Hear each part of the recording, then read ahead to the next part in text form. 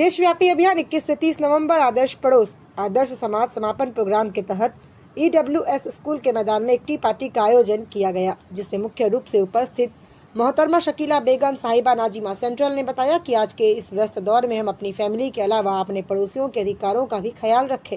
अपने वक्तव्य में आगे कहा, इस्लाम में पड़ोसियों के कई अधिकार हैं, जिनमें दयालुता, सम्मान और जरूरत के समय मदद करना शामिल है। इन अधिकारों में पड़ोसियों को नुकसान न पहुंचाना, उनकी निजता का सम्मान करना, अभिवादन करना, भोजन और उपहार साझा करना और बुजुर्गों या विकलांगों की मदद करना शामिल है। पड़ोसियों के साथ अच्छा व्यवहार करना इस्लाम का एक मूलभूत सिद्धांत है और यह सभी पड़ोसियों पर लागू होता है, चाहे उनका धर्म कुछ भी हो। मोहतरमा हुमा साहिबा ने कहा, हर व्यक्ति एक दूसरे की खबर ले, अपने पड़ोसियों की, उसकी जरूरतों का ख्याल रखे।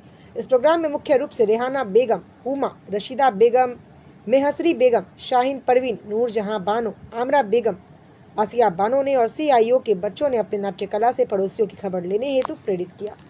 रिपब्लिक रिपोर्ट चैनल के लिए जुबेर सिंह, जबलपुर की खबर। चारों बेटियों का किस तरीके से बोझ उठा सकता था। आप सोचिए कि जब एक बूढ़े बाप के सर पर चार, तो वो किस तरीके से उनकी परवरिश कर सकेगा, किस तरीके से उनका प्यार क्या करता है।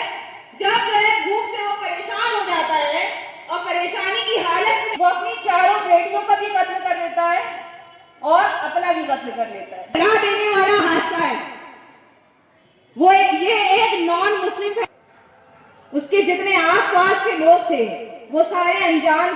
किस तरीके से उनका पेट भरता है। आखिर में उसने अपनी उस भूख की वजह से उन चारों बेटियों का भी कत्ल कर दिया और अलग कोई नहीं था। उस कत्ल के बाद भी उनकी लाशें कमरों में बंद थी और सड़ रही थी।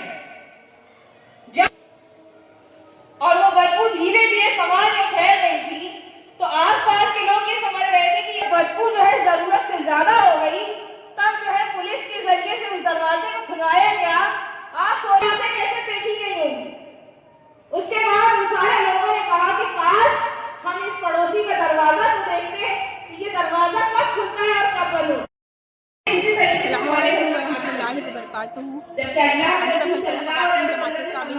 से एक मुहिम लेकर उठे हैं, जो कि 21 नवंबर से 30 नवंबर तक की, और आज इसका प्रोग्राम है। हमारे मुहिम का मकसद हालात हाजिरा जो दुनिया में जो माहौल है, जो हालात चल रहे हैं, कि इंसान जो है सिर्फ अपनी पर्सनल जिंदगी को लेकर, अपनी पर्सनल लाइफ को लेकर कि कोई इंडिविजुअल हो गया है, वो सिर्फ इंडिपेंडेंट हो गया है, कि वो उसको सिर्फ अपनी लाइफ और अपने बच्चे और अपनी फैमिली से उसका मतलब हो गया है, उसका मकसद हो गया है।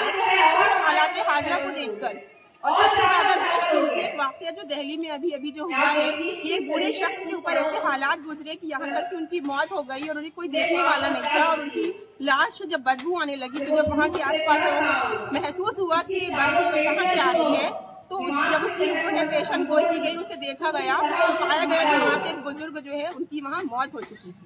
जो आसपास के लोग थे, इसका किसी को भी उनके हालात के बारे में वाकिफ नहीं थे।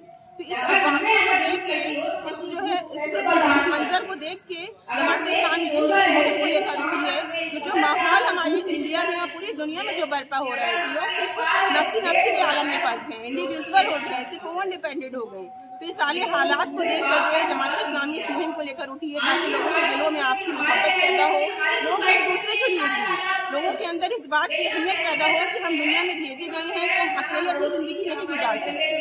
हम जब एक साथ होंगे, वहाँ भी हमारे अंदर मोहब्बत पैदा होगी, तभी हमारी जिंदगी आसानी से गुजर सकती है। तो यही इस मुहिम का मकसद है। नाम बताएं।